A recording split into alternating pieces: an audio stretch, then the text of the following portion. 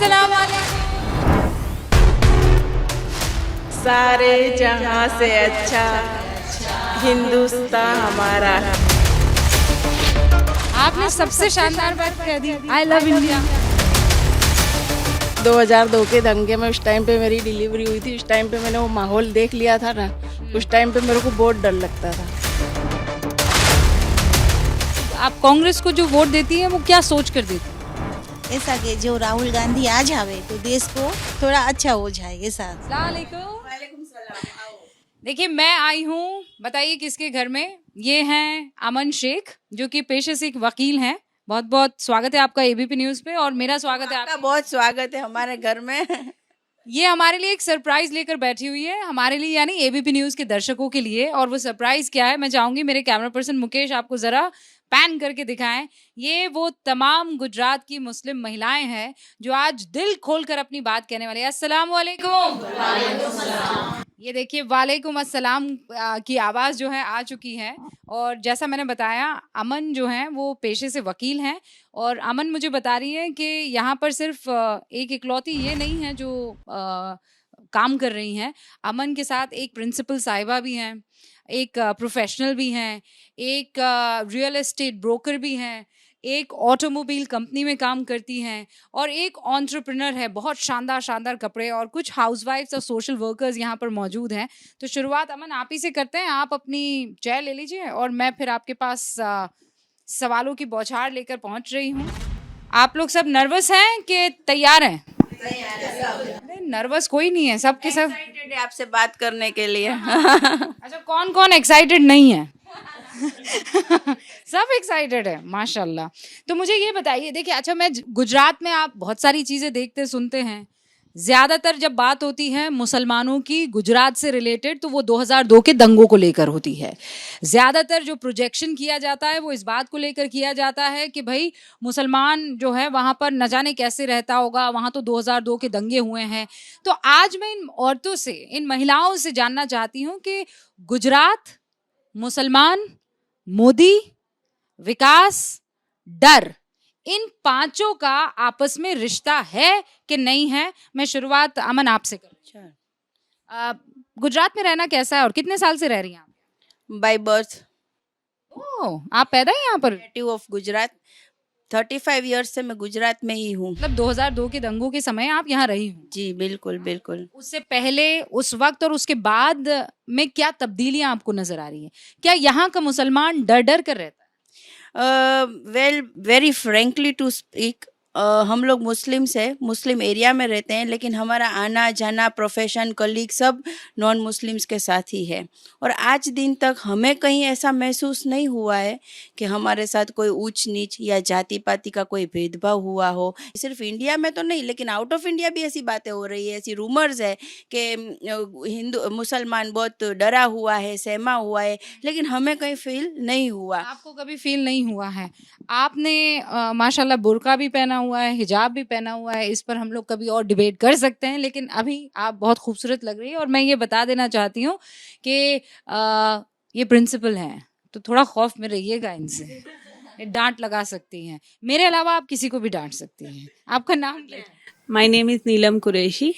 मैं स्कूल की प्रिंसिपल हूँ और मैं बाय बर्थ से ही गुजरात में रह रही हूँ। But see, I have grown up in Gujarat. I have studied in non Muslim school और कॉलेज भी नॉन मुस्लिम्स यूनिवर्सिटी से ही कंप्लीट की है। और जिस कॉलेज में मैं थी वो स्वामी नारायण की कॉलेज थी, जहाँ पे 600 स्टूडेंट्स में से सिर्फ 2 ही मुसलमान थे।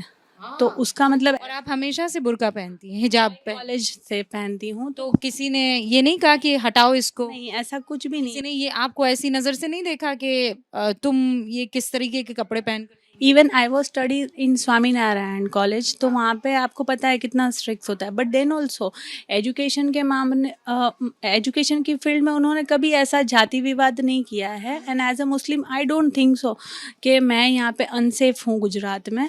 आई am a safest woman in Gujarat as a Muslim. लेकिन जो पूरे देश में चर्चा चलती है कि डर का माहौल है, हिंदू और मुसलमान, मतलब बार बार बीजेपी जो है मुसलमानों को टारगेट करती रहती है, ऐसा आपको यहाँ? नो मैम, ऐसा बिल्कुल भी नहीं लगता है। कंट्रोवर्सी होती तो मैं कभी प्रिंसिपल के तक पहुँच ही नहीं पाती।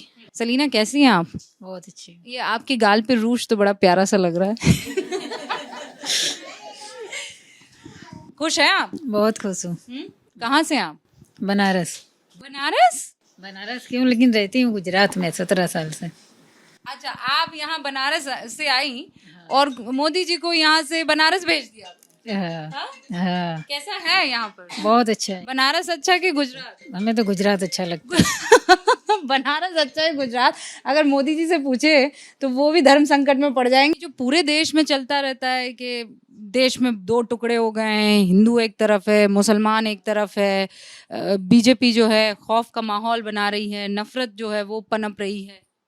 अब ये जो क्या है, ये ज़्यादातर है ना छोटी सी बात का ना लोग बहुत बड़ा बतंगड़ बना देते हैं। मतलब एक ही चीज़ को रिपीट कर कर करते हैं। आधा से ज़्यादा जो होती है ना अफवाह होती है। हम यहाँ रह रहे, हमें आज तक कभी ऐसा नहीं लगा। अच्छा, मैं दर्शकों को बस बता देना चाहती हूँ, ये जो इलाका है ये जुहापुरा का इलाका है और कहते हैं कि सबसे ज्यादा मुस्लिम बस्ती या मुसलमान जो पॉपुलेशन है वो इसी इलाके में रहती है। तो ये एक छोर पर जुहापुरा के रहती हैं।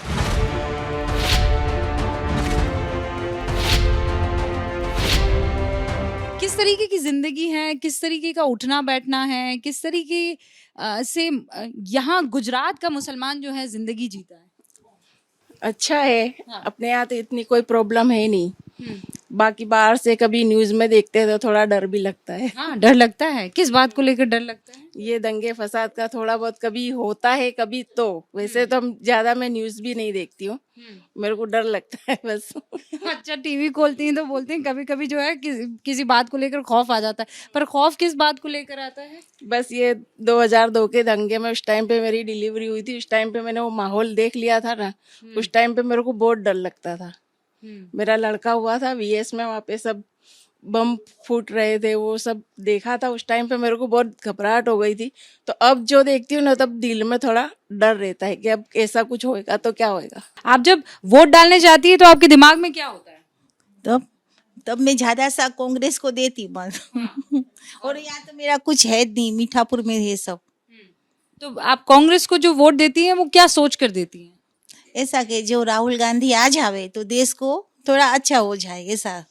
आपको लगता है राहुल गांधी के आने से देश आवे ना आवे।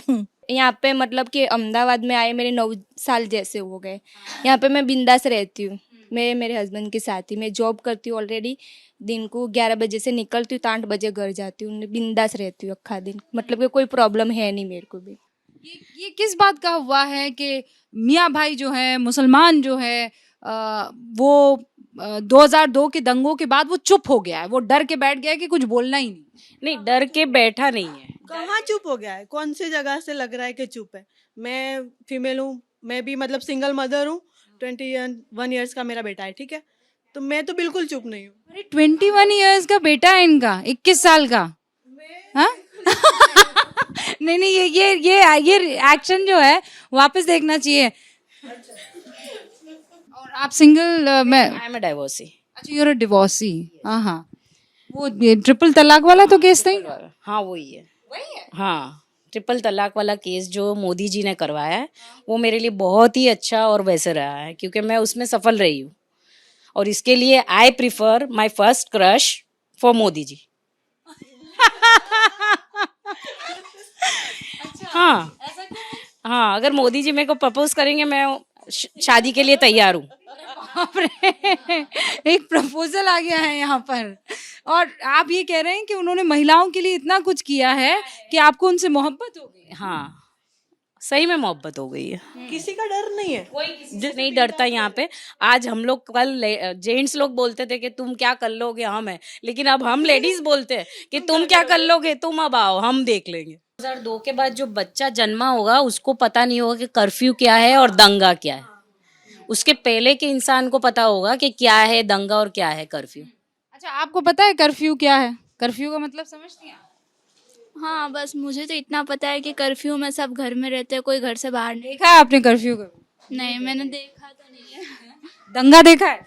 वो भी नहीं देखा क्योंकि मेरा जन्म 2005 में हुआ था। मुकेश, अगर मैं थोड़ा सा आपको कहूं कि आप पीछे जाइए ताकि सबके सब एक साथ दिख सकें तो मेरा एक सर्वे हो जाएगा। अच्छा, आप ये बताइए कि आप में से कितने लोग किसी पार्टी से जुड़े हुए कार्यकर्ता हैं? आप सब नॉर्मल कॉमन गुजराती विमेन है। हाँ, आप करती क्या है? हाउस वाइफ हूँ और ब्राइडल डिज़ाइन मेहंदी आर्टिस्ट हूँ।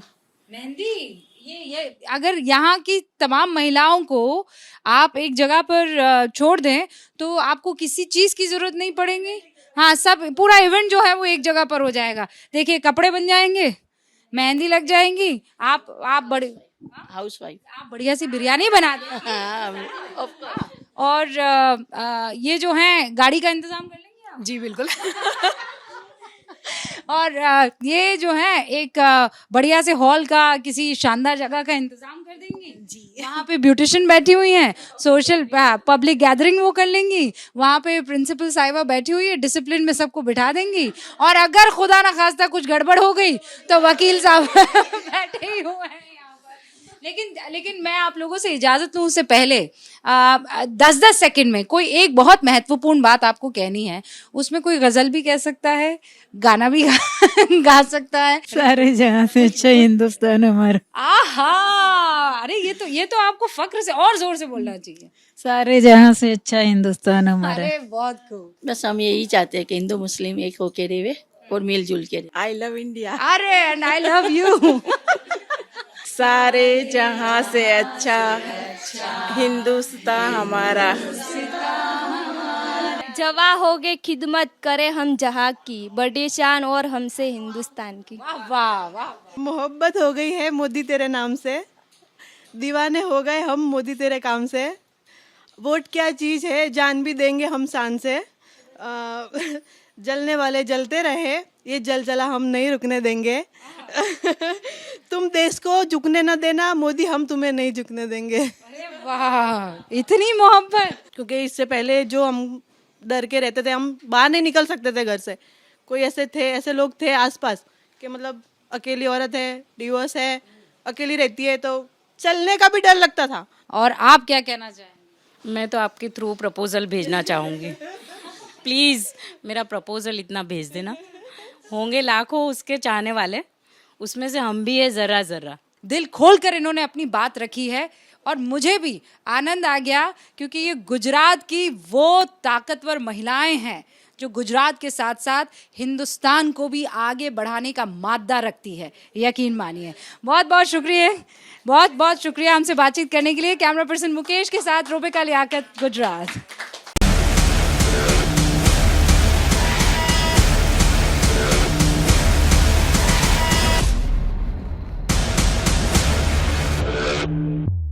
जैसे ही घड़ी का काटा दोपहर 2:30 पे आए, बबीता जी का दिल सास बहू साजिश के लिए मचल जाए।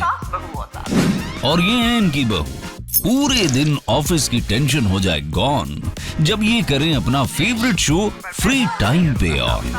इनकी तरह आप भी देखें अपना फेवरेट शो अपने टाइम पर और डाउनलोड कीजिए ABP लाइव ऐप अपने स्मार्ट टीवी पर।